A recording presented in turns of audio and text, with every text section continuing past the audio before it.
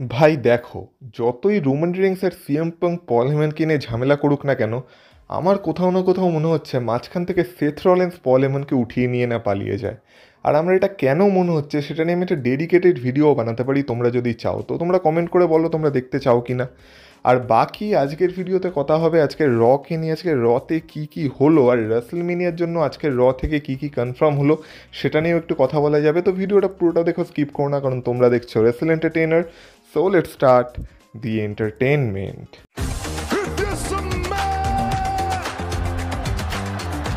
Acknowledge me. Acknowledge me. You there, sitting at home. Acknowledge me. সবার প্রথমে আজকে শুরু হয় অ্যাডাম পিয়ার্সকে দিয়ে। তো অ্যাডাম পিয়ার্স আজকে মানে এই যে ওমেন্সদের যে সিচুয়েশনটা চলছে রিয়া রিপ্লি, ইয়ো স্কাই আর বিয়াঙ্কা ব্লেয়ারের মধ্যে, এটাকে অ্যাড্রেস করে, যেখানে বলে যে আমারই ভুল ছিল, যে আমি ভেবেছিলাম এরা প্রফেশনালসদের মতো এটাকে হ্যান্ডেল করবে, আমি ভেবেছিলাম যে বিয়াঙ্কা ব্লেয়ার একটা ফেয়ার রেফারি হবে, মানে এইসব নিয়ে কথা বলে আর কি অ্যাডাম পিয়ার্স। আর তারপর অ্যাডাম পিয়ার্স এই পুরো সিচুয়েশনটাকে অ্যাড্রেস করার জন্য তিনজনকে একে একে ডাকে, আর সেখানে ইয়ো স্কাই বেরিয়ে আসে, তারপর বিয়াঙ্কা ব্লেয়ার বেরিয়ে আসে, আর তারপর রিয়া রিপ্লিও বেরিয়ে আসে। আর তারপর তাদেরকে বলে যে তারা এই সিচুয়েশনটাকে প্রফেশনালসদের মতো হ্যান্ডেল করতে পারেনি, তো এখন অ্যাডাম পিয়ার্সের কাছে একটাই উপায় বেঁচে আছে, সেটা হলো একটা ট্রিপল থ্রেট ম্যাচ ফর রাসেলমেনিয়া। এবার আমরা তো ভাবছি যে এটা তো আমরা প্রথম থেকেই জানতাম যে এরকম কিছু একটা হতে চলেছে, তো এটা তো জাস্ট মানে একটা ফর্মালিটি ছিল বলা যেতে পারে। তো তারপর বিয়াঙ্কা ব্লেয়ার বলতে শুরু করে যে ডাব্লিউডাব্লিউই বিয়াঙ্কা ব্লেয়ারকে যা যা করতে বলেছে বিয়াঙ্কা ব্লেয়ার তাই তাই করেছে, যে বিয়াঙ্কা ব্লেয়ার এলিমিনেশন চেম্বার জিতেছে, বিয়াঙ্কা ব্লেয়ারকে রেফারি হতে বলা হয়েছিল, বিয়াঙ্কা ব্লেয়ার রেফারি হয়েছে, বিয়াঙ্কা ব্লেয়ার একটা চ্যাম্পিয়নশিপ অপরচুনিটি আর্ন করেছে। কিন্তু রিয়া রিপ্লি কীভাবে এই ম্যাচে ঢুকে যেতে পারে, তখন সবাই না রিয়া রিপ্লি চ্যান্ট করতে থাকে। তো আলটিমেটলি আর কোনো উপায় থাকে না, আর আমাদের অ্যাডাম পিয়ার্স বলে যে ঠিক আছে, অলরেডি একবার তিনজন কন্ট্রাক্টে সাইন করে দিয়েছে, আরেকবার এটা হবে অফিসিয়ালি, আর তারপর ম্যাচটা অফিসিয়ালি রেসেলমেনিয়ার জন্য কনফার্ম হয়ে যাবে। তো একে একে সবাই সাইন করে আর কি কন্ট্রাক্টে। তো রিয়া রিপ্লিও সাইন করে, তারপর আজকে ইউএসকাইয়ের সাথে আবার সেই একই ঘটনা ঘটে, যে ইউএসকাই কিছু একটা বলতে আসছিল আর তাকে পাত্তা দেওয়া হয় না। তো তারপরে আমরা দেখি যে বিয়াঙ্কা প্লেয়ার আর রিয়া রিপ্লির মধ্যে একটা কথা কাটাকাটি চলতে থাকে, আর পেছন থেকে ইউএসকাই তারপর রিয়া রিপ্লির উপর অ্যাটাক করে দেয়, রিয়া রিপ্লি গিয়ে পড়ে বিয়াঙ্কা প্লেয়ারের উপর, আর তারপর ইউএসকাইও কন্ট্রাক্টটাকে সাইন করে সেখান থেকে চলে যায়। তো রাসেলমেনিয়ার জন্য এবার অফিসিয়ালি ট্রিপল থ্রেট ম্যাচটা কনফার্ম হয়ে গেছে, এখন আর কোনো ইফ বা বাট নেই যে এই ম্যাচটা হবে কি হবে না। এখন অফিসিয়ালি আমরা বলতে পারি রাসেলমেনিয়ার জন্য উমেন্স চ্যাম্পিয়নশিপের জন্য আমরা Rhea Ripley versus Bianca Belair versus ইউস্কাইয়ের মধ্যে একটা ট্রিপল থ্রেট ম্যাচ দেখতে চলেছি।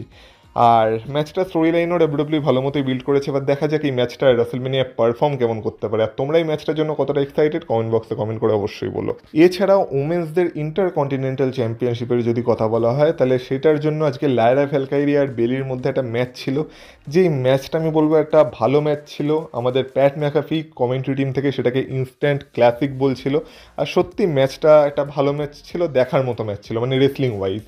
কিন্তু এই ম্যাচের শেষে আমরা দেখি যে আমাদের বেলি এই ম্যাচটা হেরে যায়, আর লায়রা ভ্যালকাইরিয়া তার inter continental championship successfully defend করে নেয়। আর তারপর সবার প্রথমে তো বেলি তাকে রেসপেক্ট দেখাতে চায়নি, কিন্তু তারপর বেলির মন পরিবর্তন হয় আর ভাবে যে এটা আমি কী করছি, তো তারপর বেলি আর কি তার হ্যান্ড রেস করে, আর এইভাবেই ম্যাচটা শেষ হয়। তো দেখা যাক লায়রা ভ্যালকাইরিয়ার জন্য এরপর কি অপেক্ষা করছে, সে আদৌ রাসেলমেনিয়ায় কোনো অপরচুনিটি পায় কি পায় না, কিন্তু আমার তো মনে হচ্ছে যে পাওয়ার সম্ভাবনা খুবই কম। তো যাই হোক, তারপর আমরা দেখতে পাই একটা আর কি 6 ম্যান ট্যাগ ম্যাচ, যেখানে একদিকে ছিল আমাদের এলডব্লিউও, আর একদিকে ছিল আমাদের আমেরিকান মেড, কিন্তু তাদের সাথে আজকে চ্যাট গেবিল ছিল না, চ্যাট গেবিলের পরিবর্তে সেখানে ছিল আজকে এল গ্র্যান্ডে আমেরিকানো। এবার এই এল গ্র্যান্ডে আমেরিকানো আসলে কে, সে কি চ্যাট গেবিল নাকি চ্যাট গেবিল না, এই নিয়ে তো একটা কনফিউশন আছে। অনেকে মনে করছে যে সেই হলো চ্যাট গেবিল, আবার অনেকে মনে করছে না সে চ্যাট গেবিল না। এইটা নিয়ে আজকে আমরা অডিয়েন্সের মধ্যে একটা চ্যান্টও শুনতে পাই, মানে অর্ধেকজন বলছিল হি ইজ চ্যাট গেবিল আর অর্ধেকজন বলছিল নো হি ইজ নট। তো এটাও একটা মজাদার মোমেন্ট ছিল, কিন্তু যাই হোক না কেন আমরা দেখতে পাই এই ম্যাচে আমাদের এল গ্র্যান্ডে আমেরিকানো যে ছিল সে একটু চিটিং করে। যখন আমরা দেখি যে তাকে বাইরে থেকে একটা কোনো মেটালের পিস দেওয়া হয়, যেটা সে আর কি তার মাস্কের ভেতরে লুকিয়ে নেয়, আর তারপর সেটা দিয়ে যখন অ্যাটাক করে তখন এলডব্লিউর মেম্বাররা আর কিছু করতে পারে না, মাঝখানে সে রেমিস্ট্রিওকেও অ্যাটাক করেছিল, আর এইভাবে আমাদের এল গ্র্যান্ডে আমেরিকানো তার টিমের জন্য এই ম্যাচটাকে জিতে যায়। আর তারপর আমরা চুপিসারে দেখি যে আমাদের অ্যাডাম পিয়ার্সের কাছে রেমিস্ট্রিও যায়, রেমিস্ট্রিও গিয়ে বলে যে এই যে এল গ্র্যান্ডে আমেরিকানো আছে, তাকে সে ফেস করতে চায় অ্যাট রেসেলমেনিয়া। আর যেহেতু রে মিস্টেরিওকে অ্যাডাম পিয়ার্সের এক্সপেক্ট করে, তো আমাদের অ্যাডাম পিয়ার্স এই ম্যাচটাকে রেসেলমেনিয়ার জন্য অফিসিয়ালি কনফার্মও করে দেয়। তো দেখো এলডব্লিউ নিজের মধ্যে লড়ে মরলো, কিন্তু মাঝখান থেকে আমাদের রে মিস্টেরিও একটা রেসেলমেনিয়া ম্যাচ নিয়ে বেরিয়ে গেল, আর একেই বলে লেজেন্ড। নেক্সট আমরা রতে দেখতে পাই আমাদের world heavyweight champion the ring general গান্থারকে। আর গান্থার আজকে আসে, গান্থারের আজকে যে ড্রেসটা ছিল না, ওটা অনেকটা মিস্টার বিন টাইপের ছিল, মানে যে কোট আর প্যান্টটা সে পরে এসেছিলো আর কি। তো যাই হোক না কেন, গান্থার আজকে আসে, সবার প্রথমে তো সে খুব মানে সেলিব্রেশনের মুডে থাকে। তো তারপর আমরা দেখতে পাই সবাই জেউসোকে চায়, আর জেউসো সেখানে আসে। কিন্তু আজকে জেউসোর মধ্যে কোনো রকম কোনো এনার্জি ছিল না, জেউসো যেন একটু ডিপ্রেশনে ছিল, অনেকটাই ডাউন লাগছিল জেউসোকে। আর জেউসো আজকে কথাবার্তাও কিছু এমনই ইমোশনাল বলে, যেখানে সে বলে যে গান্থারেরও হয়তো মা বোন আছে বাড়িতে, আর যেহেতু তার মাকে মিথ্যে কথা বলেছে, সে তার মাকে বলেছে সে গান্থারকে ভয় পায় না, কিন্তু অ্যাকচুয়ালি হয়তো সে গান্থারকে ভয় পেয়ে গেছিলো। আর আগের সপ্তাহে গান্থার জিমি উসোকে মেরে তার রক্ত নিজের গায়ে মাখছিল, কিন্তু গান্থারের এই কথাটাও জেনে রাখা দরকার যে সেই সেম রক্ত জেউসোর গায়েও বইছে, কারণ জেউস আর জিমি উসো যেহেতু ভাই, তো নিজের ভাইকে সে নিজের চোখের সামনে এইভাবে মার খেতে দেখেছে, যেটার জন্য সে খুব ভেঙে পড়েছিল। আর গান্থার তাকে সত্যি ইমোশনালি খুব ডাউন করে দিয়েছে।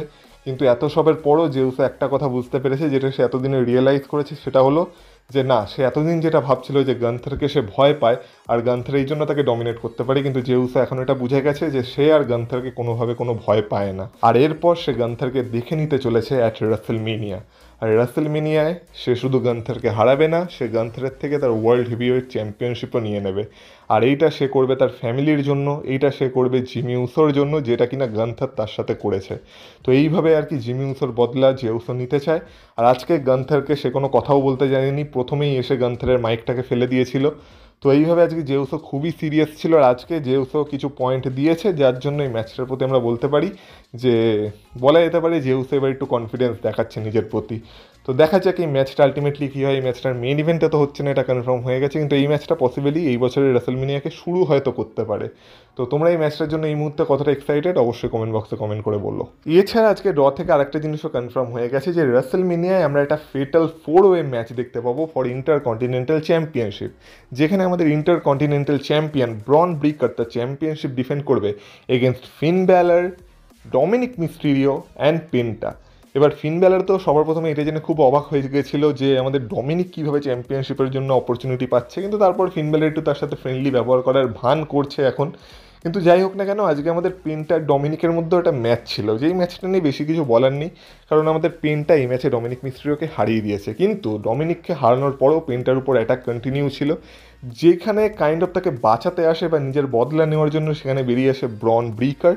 আর ব্রন ব্রিকার এন্ট্রেন্স থেকে দৌড়ে আমাদের কাল্লিতোকে যে স্পিয়ারটা মেরেছিল, ওইটা একটা স্পিয়ারের মতো স্পিয়ার ছিল। আর শুধু তাই নয়, তারপর সে রিংয়ে যায়, ডমিনিককে স্পিয়ার মারে, পেন্টাকে স্পিয়ার মারে, কিন্তু ফিন ব্যালার তারপর আমাদের ব্রন ব্রিকারকে ফেলে দেয়, ফেলে দিয়ে মানে তার উপর অ্যাটাক করে তার চ্যাম্পিয়নশিপটাকে রেইজ করতে থাকে। মানে বলা যেতে পারে ফিন ব্যালারের আপার হ্যান্ড ছিল আনটিল আমাদের ব্রন ব্রিকার আবার রিংয়ে উঠে আসে, আর তারপর মানে আমাদের ব্রন ব্রিকারকে দেখে ফিন ব্যালার পুরো জাজমেন্টের সাথে সেখান থেকে কেটে পড়ে। তো এইভাবে ইন্টারকন্টিনেন্টাল চ্যাম্পিয়নশিপকেও মানে বিল্ড করা হচ্ছে রেসেলমেনিয়ার জন্য। আর এই ফেটাল 4-ওয়ে ম্যাচটাও বুক হয়ে গেছে। আর আমি তোমাদের বলেছিলাম মেবি আগের ভিডিওতে যে ইন্টারকন্টিনেন্টাল চ্যাম্পিয়নশিপের জন্য একটা মাল্টি-পার্সন ম্যাচ পসিবলি আমরা দেখতে পেতে পারি, আর সেটাই এই বছর হচ্ছে। তো আমি তো এই ম্যাচটার জন্য এক্সাইটেড আছি। তোমাদের খবর কি? যেমন বলছি প্রত্যেকটা মানে সেগমেন্টের শেষেই যে কমেন্ট বক্সে কমেন্ট করে তোমাদের ওপিনিয়ন অবশ্যই দিও, কারণ রেসেলমেনিয়া খুবই কাছে চলে এসেছে। আর এবার ফাইনালি কথা বলা যাক আজকে রয়ের মেন ইভেন্টের, যেখানে আমাদের পল হেমান আর কি অ্যাড্রেস করতো যে সিচুয়েশনটা কী চলছে, সে অ্যাকচুয়ালি কার সাথে আছে, সে কি রোমান রিন্সকে বিট্রে করেছে, এইসব নিয়ে। তো পল হেমান আজকে আসে, আর পল হেমান আজকে খুব ডিপ্লোম্যাটিক কথা বলে। আর ডিপ্লোম্যাটিক কথা কেন বলে? কারণ পল হেমান বলে যে লোকে আমাকে যতই মানে বাজে ভাবুক না কেন, কিন্তু আমি সবার প্রতি লয়াল। আমি আমার ট্রাইবাল চিফ, ওটিসি, রোমান রিন্সের প্রতিও লয়াল। আর আমি রোমান রিন্সের প্রতি লয়াল বলে এই না যে আমি আমার বেস্ট ফ্রেন্ড সিএম পাঙ্কের প্রতি লয়াল না, আমি সিএম পাঙ্কের প্রতিও লয়াল। আর এমন কোনো ব্যাপার নেই যে একজনের প্রতি লয়াল হতে গেলে আরেকজনের প্রতি লয়াল হওয়া যাবে না, আমি দুজনের প্রতিই লয়াল। এইভাবে আমাদের পল হেমান আর কি মানে কথা ঘোরানোর চেষ্টা করছিল। তো তখন সেখানে চলে আসে আমাদের সেথ ফ্রিকিন রলিন্স। তো সেথ রলিন্স এসে আজকে পল হেমানের অনেক ব্রেন ওয়াশ করার চেষ্টা করে। সেথ রলিন্স আজকে পল হেমানকে বলে যে দেখ পল, তুই চুপচাপ এই ফিউডটা থেকে কেটে পড়, তোর এইখানে কোনো দরকারই নেই।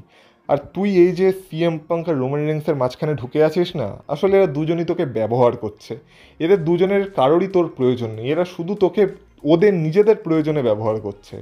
তুই বল যে যখন তুই প্রবলেমে পড়েছিলি রোমান রেন্স কতবার তোকে বাঁচাতে এসেছিল, সিএম পাঙ্ক কতবার তোকে বাঁচাতে এসেছিল, তোকে নিজেকেই সব কিছু হ্যান্ডেল করতে হয়েছিল, কিন্তু তুই সবসময় ওদের প্রবলেমে ওদের পাশে ছিলি।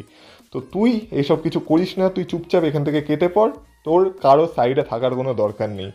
আর যদি তুই থাকিস তাহলে এবার আমি তোকে শেষ করে দেবো। এই বলে আমাদের সেথ রলিন্স ও পল হেমনকে একটু ভয় দেখাতে শুরু করে, আর দেখে মনে হয় সেথ রলিন্স এবার পল হেমনের উপর অ্যাটাক করতে চলেছে। কিন্তু সেই সময় পল হেমনকে বাঁচানোর জন্য সেখানে চলে আসে আমাদের best in the world CM Punk. আর তারপর আমরা সেথ রলিন্স আর সিএম পাঙ্কের মধ্যে একটা ম্যাসিভ ব্রল দেখতে পাই, রিংয়ের মধ্যে ব্রল চলে, রিং সাইডে ব্রল চলে। আমরা দেখি যে সেথ রলিন্সের মাথাকে আমাদের সিএম পাঙ্ক স্টিল স্টেপসের মধ্যে আটকে দেয়। তো এইভাবে মানে তাদের মধ্যে প্রচুর ব্রল চলে, কিন্তু আলটিমেটলি সেখানে সেথ রলিন্সের আপার হ্যান্ড থাকে। যখন আমরা দেখতে পাই রিংয়ে আসার সাথে সাথে সুযোগ বুঝে আমাদের সিএম পাঙ্ককে সেথ রলিন্স একটা কার্ভ স্টোম লাগিয়ে দেয়, আর সিএম পাঙ্কের খেলা সেখানেই শেষ। তো তারপর আমাদের পল হেমন সিএম পাঙ্ককে দেখতে আসে যে সিএম পাঙ্কের কী হয়েছে, কিন্তু তখন সুযোগ বুঝে আমাদের পল হেমনকেও সেথ রলিন্স একটা কার্ভ স্টোম লাগাতে যায়, কিন্তু শেষ মুহূর্তে এসে আমাদের সেথ রলিন্স থেমে যায়। আর থেমে গিয়ে সেথ রলিন্স একটা কথা বলে যে now I owe you a favour too. মানে এবার সেথ রলিন্সও পল হেমনের কাছে একটা ফেভার ডিমান্ড করেছে। এবার সেথ রলিন্সের ফেভার কি হবে, এইটা একটা মিস্ট্রি হয়ে গেল, কারণ এতদিন আমরা সিএম পাঙ্কের ফেভার কি হবে সেটা নিয়ে ভাবছিলাম, কিন্তু এখন সেথ রলিন্সও নিজের একটা ফেভার দাবি করছে। এবার দেখার বিষয় এটা যে পল হেমন আদৌ তাকে কোনো ফেভার দেবে কি না, যদি দেয় সেটা কি হতে চলেছে। আর এখানেই একটা কোনো টুইস্ট ডাব্লিউডাব্লিউই আমাদের দেখাতে পারে, সেটা নিয়ে আমি বলছি এটা আলাদা ভিডিওতে ভালোভাবে কথা বলা যাবে। তোমরা যদি চাও সেই ভিডিওটাও চ্যানেলে চলে আসবে, কিন্তু আপাতত এই ভিডিওটা এই অবধি থাকে। এবার ভিডিওটা যদি তোমাদের ভালো লেগে থাকে ভিডিওটা তো অবশ্যই লাইক করে দিয়ে যাও। আর এই চ্যানেলে যদি নতুন হয়ে থাকো তো তোমরা জানো কি করতে হবে, হ্যাঁ চ্যানেলটাকে সাবস্ক্রাইব করে দিয়েছো অবশ্য, যদি তোমাদের আমার কাজ ভালো লেগে থাকে তবেই। আর তোমরা যদি আমাকে ইনস্টাগ্রামে ফলো করতে চাও তার লিঙ্ক পেয়ে যাবে তোমরা এই ভিডিওর ডিসক্রিপশন বক্সে, তো সেখান থেকে গিয়ে তোমরা আমাকে ফলো করে আসতে পারো। আর পুরো ভিডিওতেই আমি বলেছি তোমাদের মতামত অবশ্যই কমেন্ট বক্সে কমেন্ট করে বলো প্রত্যেকটা বিষয়ে। আর বাকি তোমাদের সাথে কথা হবে আবার পরের ভিডিওতে, ততক্ষণ তোমরা ভালো থেকো, টাটা।